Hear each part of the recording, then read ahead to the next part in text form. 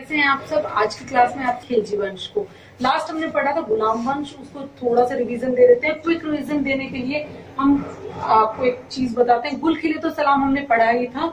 उसमें जो गुलाम वंश था उसके प्रथम जो शासक थे वो कौन थे? कुतुबुद्दीन ऐबक उनके प्रथम शासक थे। अगर बात की जाए अंतिम की तो क्यूमर्स उसके अंतिम शासक थे। अब हम पढ़ेंगे खिलजी वंश। खिलजी वंश को पढ़ने के लिए आप सभी रेडी हो जाइए, जल्दी से ऑनलाइन आ जाइए और हम स्टार्ट कर रहे हैं आज की क्लास। तो खिलजीज में आप सबसे पहले आपको पता होना चाहिए इनका कार्यकाल कब रहा। 1290 से लेकर 1320 तक इनका कार्यकाल रहा था। जो खिलजीज हैं इन्होंने दिल्ली सल्तनत में 1290 से लेकर 1320 तक राज किया था। अगर वहीं बात की जाए पहले संस्थापक की, इनका संस्थापक कौन था? तो जो इनका फाउंडर था उसका नाम क्या था? जलाउद्दीन खिलजी। ध्यान रखेंगे जलाउद्दीन खिलजी कौन था? इनका फाउंडर था। अगर अब बात की जाए कि जलाउद्दीन खिलजी को किसने बनाया था फाउंडर, तो जो अमीर और धार्मिक लोग थे, जैसे कि यहाँ लिखा हुआ है अमीर और धार्मिक लोग थे, उन्होंने किसकी हत्या करवाई? क्यूमर्स की हत्या करवाकर उन्होंने जलाउद्दीन खिलजी को दिल्ली की गद्दी सौंप दी। और यहीं से कौन से वंश की शुरुआत हो गई? खिलजी वंश की शुरुआत हो गई। और जलाउद्दीन ने सबसे पहला काम क्या किया था? जैसे ही वो दिल्ली की गद्दी पे बैठे उन्होंने अपनी एक राजधानी बनाई जिसका नाम था किलाखोरी। अपनी राजधानी कौन सी बनाई? अगर बात की जाए खिलजीज की जो राजधानी थी, कैपिटल थी, वो थी किलाखोरी। किलाखोरी इन्होंने अपनी राजधानी बनाई। 1290 से लेके 1296 लगभग 6 वर्षों तक इन्होंने राज किया दिल्ली पे। और उसके बाद क्या हुआ? उसके बाद आए अलाउद्दीन खिलजी, जो इनके भतीजे भी थे और दामाद भी। दामाद और भतीजे थे, ध्यान रखेंगे स्टूडेंट, दामाद और भतीजे थे किसके? जलाउद्दीन खिलजी के। जलाउद्दीन खिलजी के भतीजे ने ही उनकी हत्या कर दी। अलाउद्दीन खिलजी ने उनकी हत्या कर क्या किया? दिल्ली की गद्दी पर अपना राज कर लिया।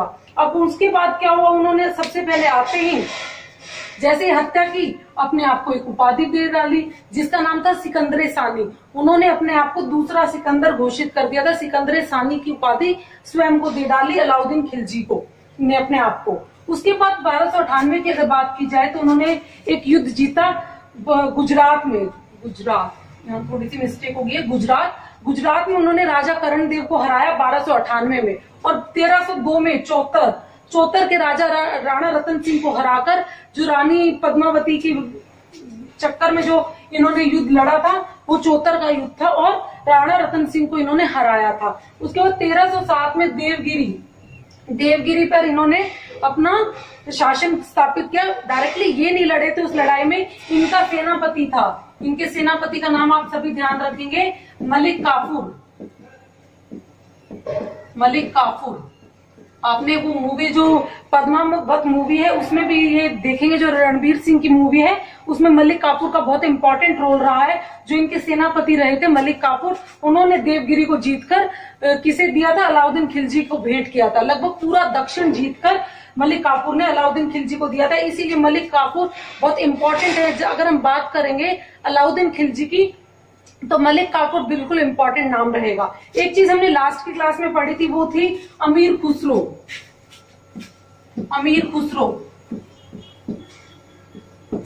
मैंने आपको पढ़ाया था अमीर खुसरो किसके समय में दिल्ली सल्तनत आए थे? बलबन के समय में। मगर ऐसे अलाउद्दीन खिलजी, ऐसे अमीर खुसरो। दरबारी कवि किसके थे? अलाउद्दीन खिलजी के दरबारी कवि थे अमीर खुसरो। तो ये अमीर खुसरो और मलिक काफूर को आप ध्यान में रखेंगे कि मलिक काफूर जो थे ये इनके सेनापति थे और जो अमीर खुसरो थे ये इनके दरबारी कवि थे।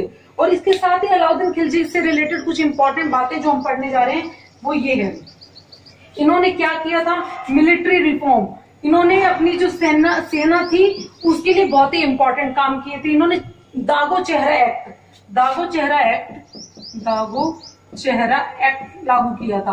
उसमें क्या रहता था? जो इनकी सेना थी, इनके जो घोड़े थे उनको नगद वेतन दिया जाता था।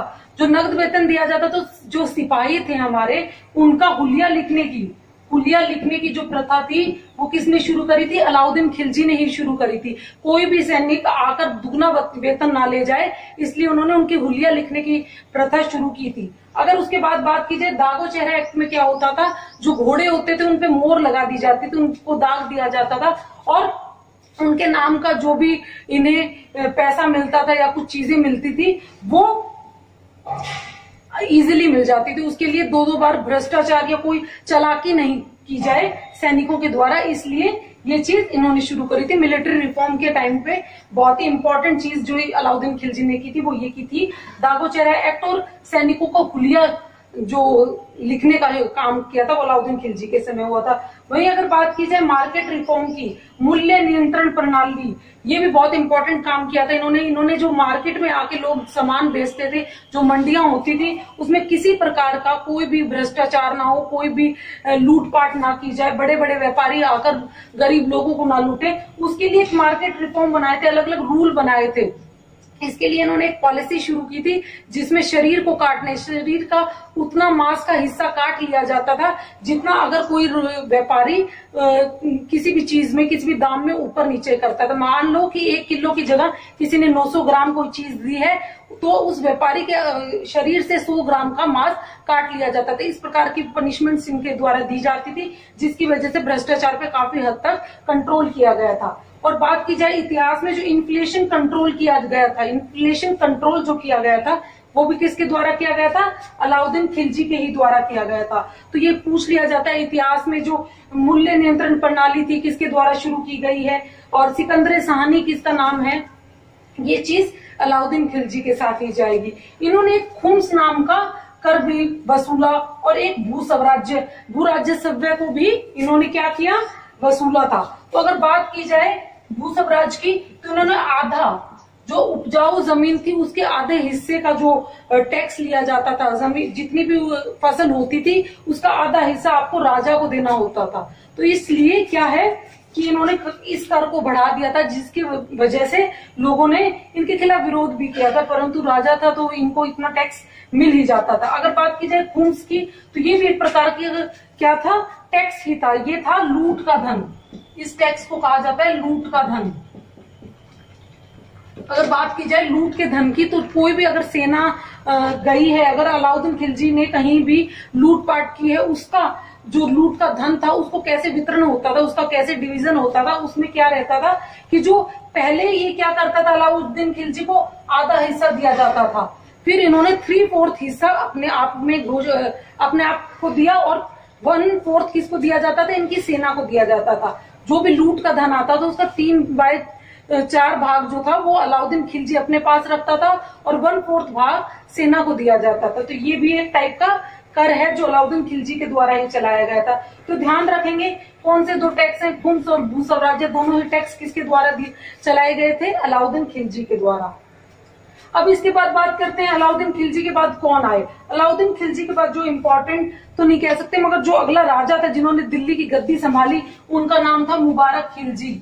ध्यान रखेंगे ये नाम, ये बहुत ही रंगीन किस्म के, रंगीन मिजाज के पर्सनैलिटी थी। क्या करते थे, इनको महिलाओं और पुरुषों का साथ बड़ा अच्छा लगता था। ये दरबार में नाचने लग जाते थे, कई बार स्त्रियों के वस्त्र पहन के दरबार में पहुंच जाते थे। बहुत ज्यादा कंट्रोलेबल राजा तो नहीं थे मगर एक इम्पोर्टेंट नाम कह सकते हैं क्योंकि अलाउद्दीन खिलजी के बाद मुबारक खिलजी आए थे।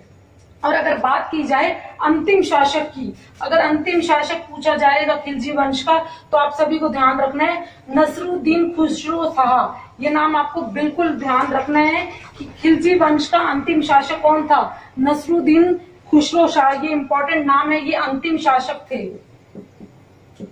अंतिम शासक खिलजी वंश के। और एक इम्पॉर्टेंट चीज ये है कि पूरी दिल्ली सल्तनत में जो एकमात्र हिंदू शासक था वो कौन थे? यही थे, नसरुद्दीन खुसरो शाह एकमात्र हिंदू शासक थे। तो ध्यान रखेंगे, हमने अभी खिलजी वंश पढ़ा है, इसके संस्थापक थे जलाउद्दीन खिलजी। इनकी हत्या कर अलाउद्दीन खिलजी जो इनके दामाद और भतीजे थे उन्होंने राज हड़प लिया और उसके बाद उन्होंने अपने आप को जो उपाधि दी वो सिकंदर शाहनी की उपाधि दी। 3 इंपॉर्टेंट जो लड़ाई हमने डिस्कस की हैं, गुजरात, चौतर और देवगिरी की, वो आपके सामने है। इनका सेनापति था मलिक काफूर। अगर बात की जाए दरबारी कवि की तो अमीर खुसरो को भी आप भूलेंगे नहीं, इंपॉर्टेंट नाम है। इन्होंने जो अपने टाइम पीरियड में काम किया वो है दागो चेहरा एक्ट, नगद वेतन देने का काम इन्होंने ही शुरू किया था। सैनिकों का हुलिया लिखने का काम भी इनके द्वारा ही शुरू किया गया था। अगर बात की जाए बाजार को कंट्रोल करने के लिए इन्होंने 2 ऑफिसर्स को भी अपॉइंट किया था। उन ऑफिसर्स का नाम है शहना मंडी और दूसरा नाम है बरीद ए मंडी। ये 2 ऑफिसर्स इन्होंने अपॉइंट किए थे। शहना मंडी में क्या होता था कि अगर कहीं भी कोई भी इनके मार्केट में जाकर किसी भी प्रकार के भ्रष्टाचार या किसी भी प्रकार की चालाकी कर रहा है, कोई व्यापारी अगर लूटपाट कर रहा है, तो ये क्या करते थे, उस मंडी में जाके सादे वस्त्रों में घूमते थे और जहां भी कहीं इस प्रकार की कोई घटना हो रही थी वहां पे जाकर उस चीज पे रोक लगाने का काम होता था। बरीद है मंडी, बरीद का मतलब होता है गुप्तचर। ये कई बार ये खुद गुप्तचर के रूप में मार्केट में पहुंच जाते थे, सादे कपड़ों में पहनकर, सादे कपड़े पहनकर मार्केट में जाते थे, व्यापारियों से तोल भाव करते थे। अगर किसी प्रकार का कोई भी भाव में ऊंच नीच मिलती थी तो ये वहीं उन्हीं को उसी समय पनिशमेंट दे देते थे। किस प्रकार की पनिशमेंट हमने पढ़ी थी, मांस का टुकड़ा काटने वाली पनिशमेंट भी इनके द्वारा ही दी गई है। सबसे पहले इन्फ्लेशन कंट्रोल का पॉलिसी किसने शुरू किया था, वो भी अलाउद्दीन खिलजी ने किया था। 2 प्रकार के टैक्स हमने पढ़े हैं, खुम्स और भू राजस्व के बारे में हमने जो पढ़ा है वो 1/4 और 3/4 लेना शुरू कर दिया था।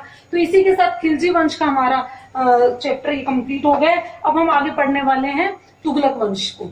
चलिए अब पढ़ते हैं हम तुगलक वंश को। अब तुगलक वंश का जो टाइम पीरियड रहा है वो 1320 से लेके 1414 तक रहा है। जो तुगलक वंश थे इन्होंने सबसे लंबे समय तक दिल्ली पे राज किया। अब बात करते हैं तुगलक वंश के फाउंडर की। कौन थे वो पहले शासक जिन्होंने तुगलक वंश को बसाया था? दिल्ली में तुगलक को जो फाउंडर थे उनका नाम क्या था? गयासुद्दीन तुगलक। जैसे कि आप देख रहे हैं गयासुद्दीन तुगलक का जो टाइम पीरियड है वो 1320 से लेकर 1325, लगभग 5 वर्षों तक इन्होंने दिल्ली पे राज किया और ये किसके? तुगलक वंश के फाउंडर थे।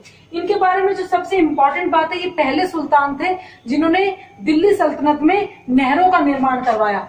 तो याद रखेंगे, नहरों का निर्माण सबसे पहले किसने करवाया था? नहरों का निर्माण करवाने वाले पहले सुल्तान कौन थे? वो थे गयासुद्दीन तुगलक। अगर वही बात की जाए मैक्सिमम नहरें किसने बनवाई, वो थे फिरोज शाह तुगलक। ध्यान रखेंगे, इन 2 क्वेश्चन में कोई भी कंफ्यूज नहीं होगा। फिरोज शाह तुगलक और गयासुद्दीन तुगलक में बिल्कुल कंफ्यूज नहीं होना है आपको। जो फिरोज शाह तुगलक थे उन्होंने सबसे ज्यादा नहरों का निर्माण करवाया था। वहीं अगर बात की जाए सबसे पहले नहरों का निर्माण करवाने वाले राजा कौन थे, सुल्तान कौन थे? गयासुद्दीन तुगलक थे। अब इनके बारे में एक जो इम्पोर्टेंट बात ये है कि इन्होंने अमीर लोगों की भूमियों को लौटा दिया था। जो अलाउद्दीन खिलजी थे उन्होंने बड़े बड़े व्यापारियों को सजा के तौर पर या पनिशमेंट के तौर पर उन्होंने उनकी जो जमीन थी, भूमि थी, उनको हथिया लिया था, अपने कब्जे में ले लिया था। और जैसे ही तुगलक वंश के गयासुद्दीन तुगलक आए, इन्होंने वो अमीरों की भूमि उन्हें वापस लौटा दी, जिसकी वजह से अमीर लोग इनके फेवर में भी हो गए थे। और बात की जाए तुगलकाबाद की, तुगलकाबाद को शहर को बसाने वाले राजा भी कौन थे? गयासुद्दीन तुगलक ही थे। तो क्वेश्चन कई बार पूछ लिया जाता है तुगलकाबाद किसके द्वारा बसाया गया है, तो आप किसके साथ जाएंगे? गयासुद्दीन तुगलक बिल्कुल करेक्ट आंसर होगा। वहीं अमीरों को की भूमि लौटाने वाले शासक का नाम पूछ लिया जाए तो भी गयासुद्दीन तुगलक। पहला सुल्तान जिन्होंने नहरों का निर्माण करवाया वो भी कौन रहे हैं? वो भी गयासुद्दीन तुगलक ही रहे हैं। अब इनकी मृत्यु की बात की जाए, कहाँ कैसे हुई इनकी मृत्यु?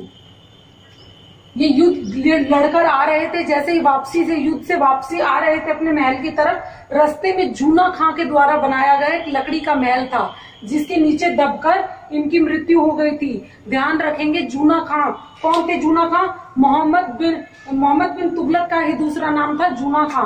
जूना खां के द्वारा बनवाया गया जो ये लकड़ी का महल था, इसके नीचे दबकर इनकी मृत्यु हो गई थी।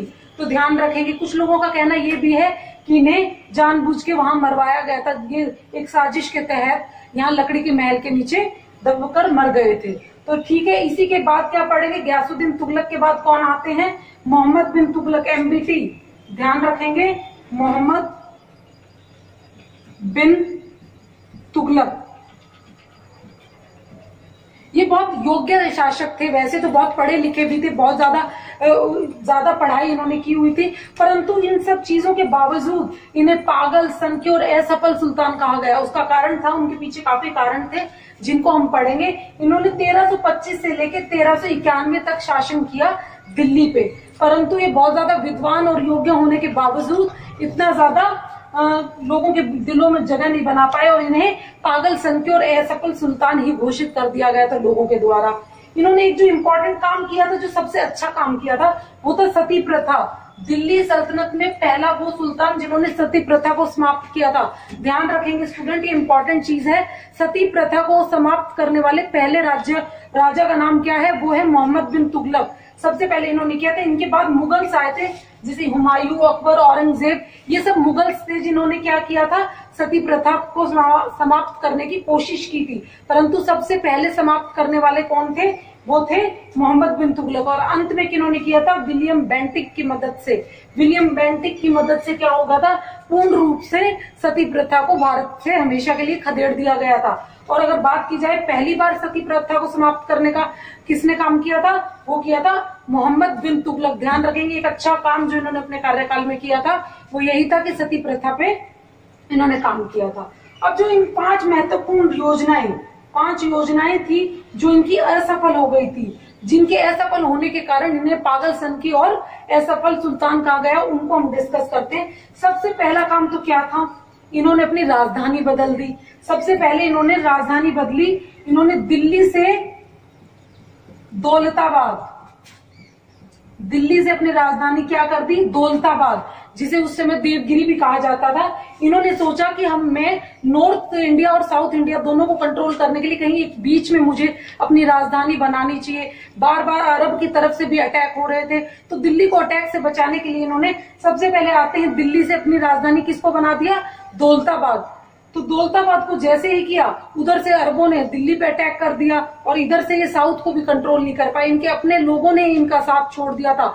जब ये लोग दिल्ली से दौलताबाद के लिए निकले, तो जब ये दौलताबाद पहुंचे थे तो इनके साथ जितनी सेनाएं थी उनमें से कोई भी नहीं था।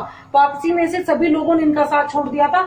और ये जो इनकी सबसे पहली गलती, जो राजधानी बदलने की, ट्रांसफर करने की, कैपिटल को इन्होंने जो ट्रांसफर किया, वो बहुत ही गलत इनका फैसला था। तो पहली गलती। इसके बाद इन्होंने जो दूसरी गलती की अपने शासनकाल में, वो थी टोकन करेंसी।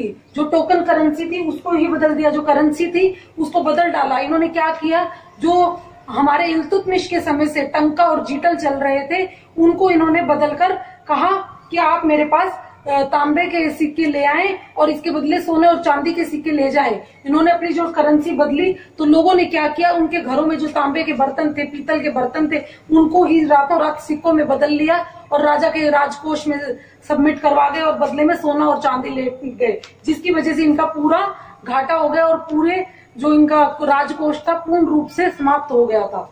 अब इसके बाद इन्होंने जो तीसरी गलती कही, तीसरी गलती जो बहुत ही इंपॉर्टेंट गलती थी, जो आज के टाइम में खुरासान कहाँ है, अफगानिस्तान में है आज के समय में। इन्होंने क्या किया, जो ये अरब थे, मुगल्स थे, सब कहाँ आते थे, ये लूटने के लिए आते थे। और इन्होंने जो सबसे पहले क्या काम किया, अपनी सेना को तैयार किया कि मैं अपनी सेना को तैयार करूंगी और अगली बार जो खुरासान आएंगे, अफगान नहीं आएंगे, अफगान की तरफ से जो लूटने आते थे भारत को, वो लोग इस बार भारत आएंगे तो उनपे हम पहले अटैक कर देंगे। और हुआ क्या, इन्होंने पूर्ण रूप से अपनी तैयारी कर ली थी। इनके साथ कुछ राजा और मिले हुए थे भारत के ही, दक्षिण भारत के।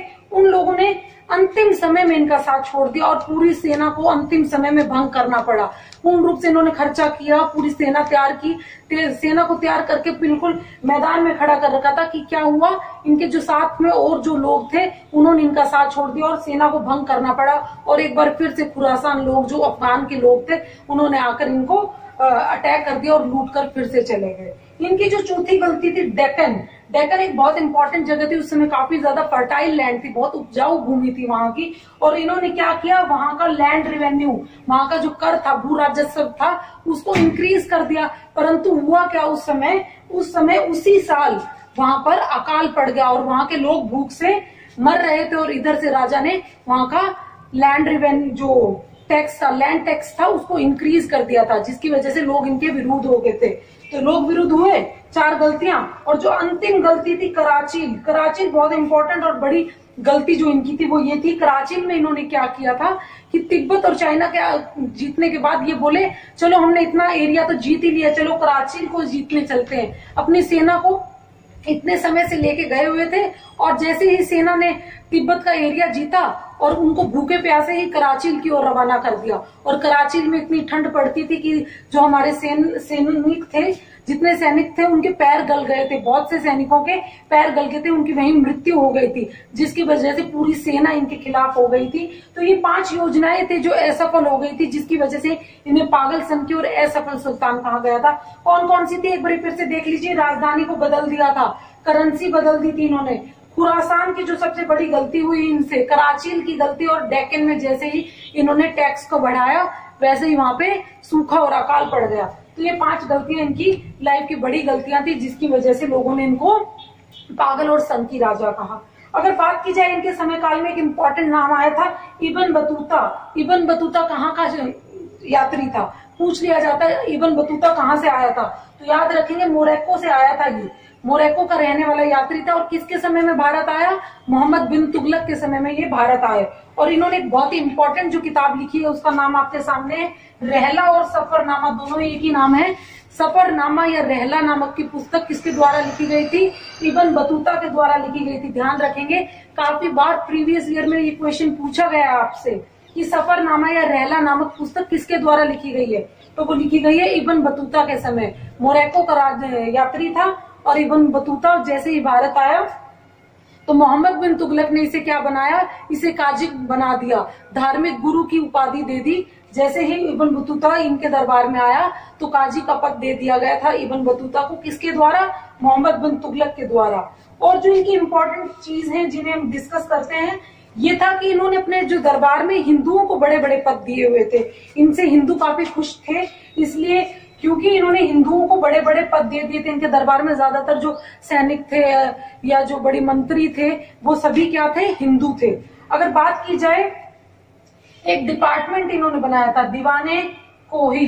दीवाने कोही क्या है, दीवाने कोही एक एग्रीकल्चर डिपार्टमेंट था, जो बड़े बड़े इनको क्या दिया जाता था, लोन दिया जाता था। कोई भी किसान थे, व्यापारी थे, जमींदार थे, उनको लोन दिया जाता था, उनके हक में फैसले लिए जाते थे। तो वो कौन से डिपार्टमेंट के अंदर आते थे, दीवाने कोही एग्रीकल्चर डिपार्टमेंट था, जो किसके द्वारा शुरू किया गया था, मोहम्मद बिन तुगलक के द्वारा शुरू किया गया था। और ये अपने दरबार में होली मनाते थे। तो हिंदू अगर इनके दरबार में ज्यादा थे तो ऑटोमेटिकली होली का त्योहार इनके दरबार में बहुत अच्छे से मनाया जाता था। अगर बात की जाए मोहम्मद बिन तुगलक की मृत्यु की, तो इनकी मृत्यु कहाँ हुई थी, इनकी मृत्यु हुई थी सिंध में।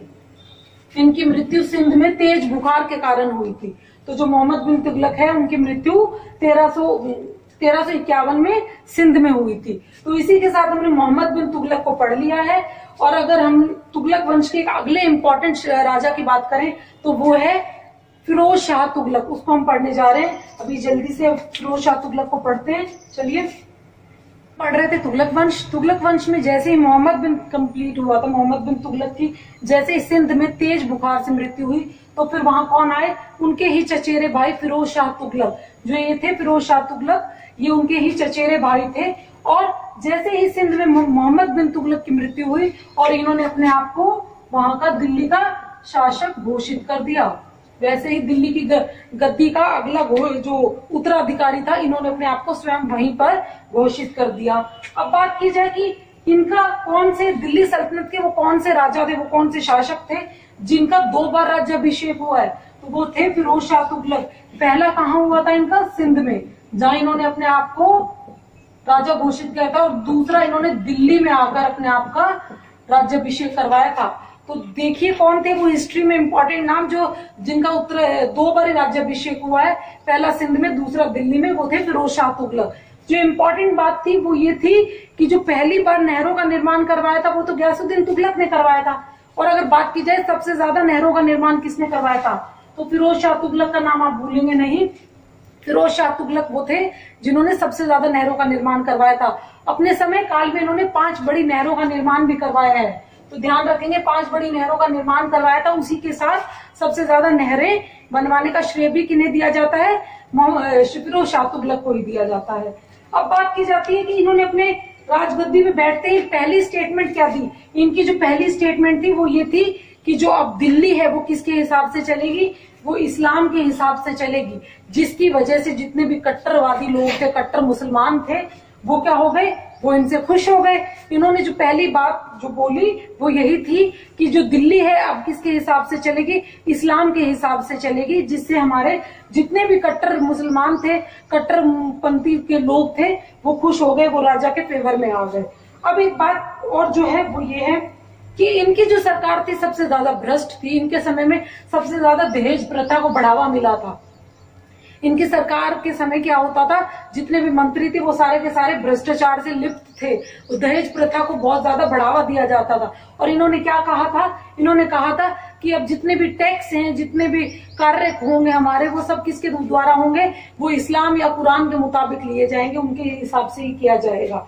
इन्होंने जो सबसे पहला काम, और ये करने के बाद दूसरा काम क्या किया, पहला काम तो इन्होंने ये किया ही था कि इस्लाम के हिसाब से चला दिया था सब कुछ, और दूसरा काम क्या किया था, वो किया था कि इनके समय में 33 टैक्स लिए जाते थे, 33 प्रकार के टैक्स लिए जाते थे, परंतु ये कट्टर मुसलमान थे। कुरान के मुताबिक इन्होंने उन 33 टैक्सेस को खत्म कर क्या कर दिया था, सिर्फ 4 प्रकार के टैक्स लिए जाते थे। और वो 4 प्रकार के टैक्स कौन कौन से थे, स्क्रीन पे आप देख लीजिए।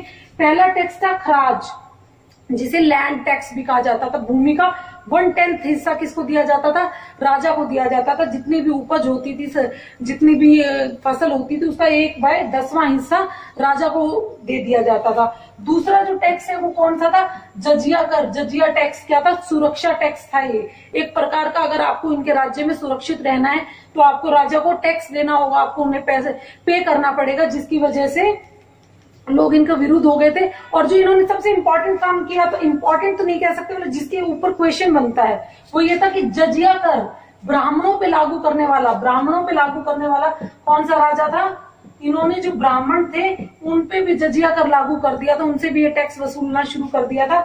तो ब्राह्मणों पे जजिया कर लगाने वाला राजा का नाम क्या था, फिरोज शाह तुगलक। ध्यान रखेंगे इस चीज का, सुरक्षा करता है एक प्रकार का ये। और जो तीसरा टैक्स था वो था ज़काता। ये एक धार्मिक टैक्स था, हर प्रकार के धर्म के लोगों से लिया जाता था। जो उनकी इनकम थी उसका 2.5%, 2.5% उनसे राजा ले लेता था, राजा को देना होता था। उनकी जो टोटल नेट इनकम थी उसका 2.5% धार्मिक या जकाता के रूप में राजा लेता था। और जो चौथा था वो था खुम्स, जो हमने पढ़ा ही था, खुम्स लूट का धन। जो लूट का धन होता था उसका 1/5 पार्ट राजा को दिया जाता था, और बाकी का बचा हुआ सेना के जो सेनापति थे वो आपस में बांट लेते थे। तो ये 4 टैक्स थे जो जिन्हें 33 टैक्सेस को खत्म कर 4 टैक्सों में खत्म कर दिया गया था। 4 टैक्सेस के ऊपर बंद किया था, वो 4 टैक्स इस प्रकार थे। चलिए, इसके बाद जो इन्होंने इम्पोर्टेंट और काम किए, इन्होंने भी कई डिपार्टमेंट, जैसे इनके भाई ने किए थे, एग्रीकल्चर डिपार्टमेंट खोला था, वैसे इन्होंने एक डिपार्टमेंट था दारुल सिफा। दारुल सिफा, इन्होंने सरकारी अस्पतालों का निर्माण किया था। जितने भी बीमार लोग थे उनके लिए उन्होंने ये एक डिपार्टमेंट या एक सरकारी अस्पताल की सुविधा प्रोवाइड करवाई थी दारुल सिफा के नाम से। जो दूसरा डिपार्टमेंट था वो था दीवाने खैरात। दीवाने खैरात में क्या होता था, जितने भी गरीब लोग थे, अनाथ बच्चे थे, महिलाएं थी, विधवा थी, उनके विवाह के लिए उनको खैरात दी जाती थी, उनको पैसा दिया जाता था किसी प्रकार से। उन लोगों के विवाह में जो अड़चन आती थी पैसे की वजह से, दहेज की वजह से, तो दीवाने खैरात से उनको पैसा दिया जाता था। अगर वहीं बात की जाए तीसरे डिपार्टमेंट की, दीवाने इस्तेखाक। दीवाने इस्तेखाक में क्या होता था कि इसमें पेंशन सिस्टम था। इन्होंने, ये पहले सुल्तान थे जिन्होंने बूढ़ों को पेंशन दी थी। तो ध्यान रखेंगे, अगर हिस्ट्री में क्वेश्चन बनता है कि सबसे पहले पेंशन की व्यवस्था शुरू करने वाला राजा कौन था, तो फिरोज शाह तुगलक था। उन्होंने ये एक डिपार्टमेंट ही बना डाला था बूढ़ों की पेंशन के लिए। अगर बात की जाए, एक चीज इन्होंने और बोली थी कि हर चीज में, जैसे इनके भाई ने हिंदुओं को सबसे ऊपर रखा था, इन्होंने हर डिपार्टमेंट में, हर जगह किसको तवज्जो दी, किसको बढ़ावा दिया, मुसलमानों को ही बढ़ावा दिया। हर जगह मुसलमानों को प्रेफरेंस दी जाती थी, जिसकी वजह से इन्हें कट्टर मुसलमान भी कहा जाता। अगर ये इस प्रकार की स्टेटमेंट्स ना देते कि कुरान के हिसाब से चलेगी, इस्लाम के हिसाब से चलेगा, या जो होगा सबको प्रेफरेंस मुसलमानों को पहले दी जाएगी, इस प्रकार की अगर इन्होंने अपने लाइफ में स्टेटमेंट्स नहीं दी होती तो क्या होता, अकबर से भी महान शासक होते, परंतु ये कट्टर मुसलमान थे। इस प्रकार के स्टेटमेंट्स की वजह से लोगों के दिलों में जगह नहीं बना पाए। और एक बात इंपॉर्टेंट ये भी है, इन्होंने रोजगार डिपार्टमेंट, लोगों को रोजगार देने के लिए एक डिपार्टमेंट बनाया था। और जो एक इम्पॉर्टेंट चीज ये है कि इनका एक डिपार्टमेंट था दीवाने बंदगान। दीवाने बंदगान, ध्यान रखेंगे, इसके अंदर दासों का एक डिपार्टमेंट था। जो इनके दास थे उनका एक डिपार्टमेंट बना दिया था इन्होंने। इस्लाम के प्रचार के लिए उन सभी दासों को लगा दिया था। इनके समय में 1,80,000 दास हुआ करते थे। तो सबसे ज्यादा जो संख्या थी दासों की, सबसे ज्यादा संख्या किसके समय में थी, फिरोज शाह तुगलक के समय में सबसे ज्यादा संख्या किसकी थी? बंदगान या दासों की थी। तो ध्यान रखेंगे। इसी के साथ फिरोज शाह तुगलक तो कंप्लीट हुआ। और अगर हम बात करें तुगलक का अंतिम शासक कौन था, ध्यान रखेंगे तुगलक का अंतिम शासक था नसरुद्दीन मोहम्मद। ध्यान रखेंगे, इस नाम को भी पूछ लिया जाता है। तुगलक वंश के अंतिम शासक का नाम क्या था? तो नसरुद्दीन मोहम्मद था।